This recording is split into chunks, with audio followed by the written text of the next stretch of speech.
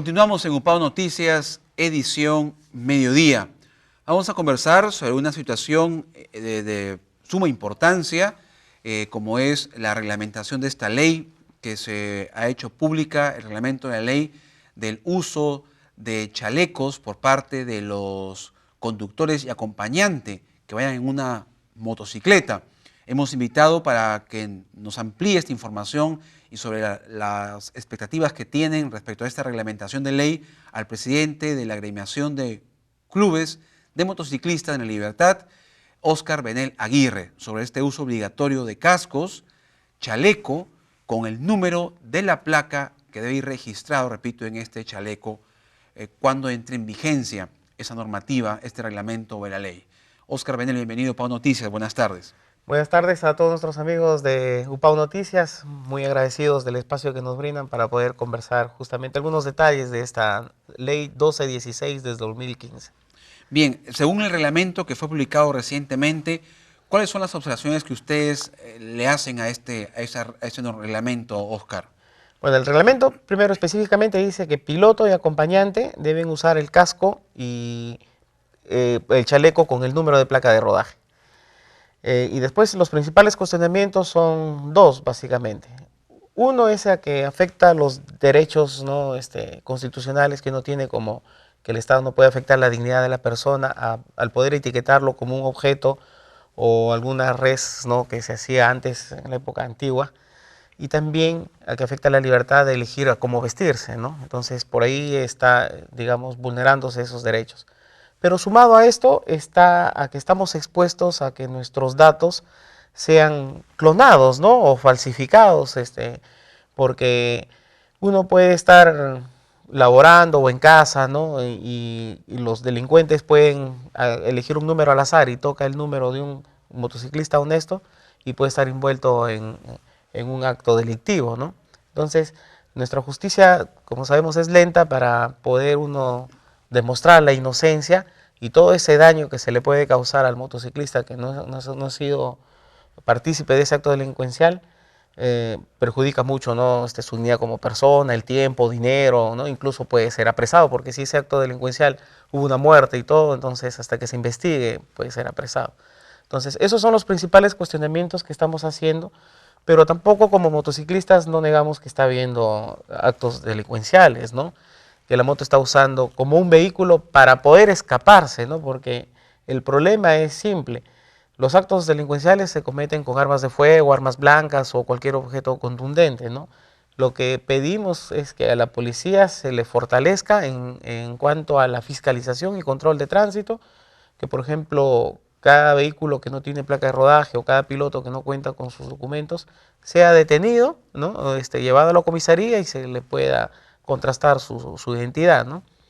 Pero que hay operativos constantes, con frecuencia para ordenar esa sí, situación. entonces, lo que también lo que nosotros nos hemos visto mortificados es que cada norma o cada ley que se quiera hacer, el gobierno tiene que llamar a los sectores que se podrían ver perjudicados, ¿no?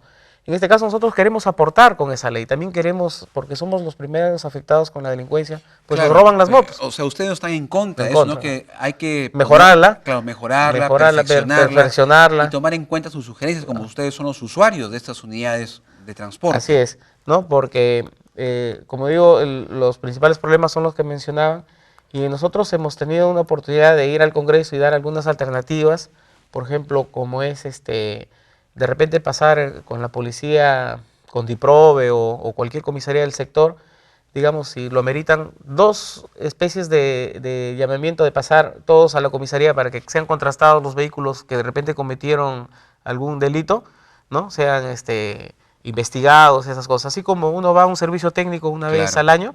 Entonces, ir a la policía, ¿no?, que contraste la información de los vehículos, datos de los delitos que se cometieron, y al que sea identificado, pues sea retenido inmediatamente, ¿no? Propusimos también, por ejemplo, cambio de colores de las placas que ayuden a la visibilidad de la placa, ¿no?, porque actualmente es un color celeste con letras negras y visualmente no ayuda mucho. Y también implementación de una placa delantera para que por ambos flancos, delantero y posterior, pueda ser identificado el vehículo, ¿no? Había cosas que estábamos proponiendo, que hicimos al Congreso.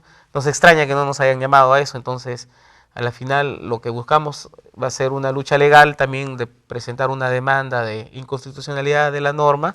Hay un plazo, ¿verdad?, para que esto Sí, se 30 apruebe. días. 30 días. 30 días. Ya el reglamento ya fue aprobado, fue Sí. publicado en el peruano. Hay 30 días para que se pueda normar, ¿no?, las especificaciones como color de chaleco, el tamaño de los números que había en el chaleco, en el casco, para que después ya se empiece a aplicar, ¿no? Y conjuntamente con una campaña de sensibilización que tendría Claro. que hacer las autoridades. Básicamente, en lo que ustedes observan es en ese chaleco, ¿qué podría reemplazar el llevar un chaleco? ¿O qué propuesta O sea, llevarían ustedes? recordemos, por ejemplo, casos prácticos. Cuando un delincuente comete un delito, lo que más quiere pasar es desapercibido. Así es. Por ejemplo, comete el delito el delincuente, sale a la calle, se va a encontrar, digamos, los testigos con 20 motos, 15 motos rodando, todos con el mismo color de chaleco, todos con el casco con número en la placa. Entonces, cuando está homogenizado todo, el testigo se va a confundir y no sabe quién es, ¿no? Así es. Entonces, el delincuente va a cometer, se pone un chaleco con un número ficticio o como, digamos, al azar que coge, cometerá el delito y dice, allá, el delincuente con moto, con chaleco naranja, Claro, con número perjudica. tanto, hizo el delito, persígalo. La policía se va, ese número no existe, bota esa prenda, se queda con otro número, porque así lo hacen, ¿no? Vemos, Sí, se cambian de se ropa. cambian de ropa, En cuestión de instantánea, segundos. Ajá. ¿no? En cambio, más difícil es cambiar el número de la placa instantáneo de la moto.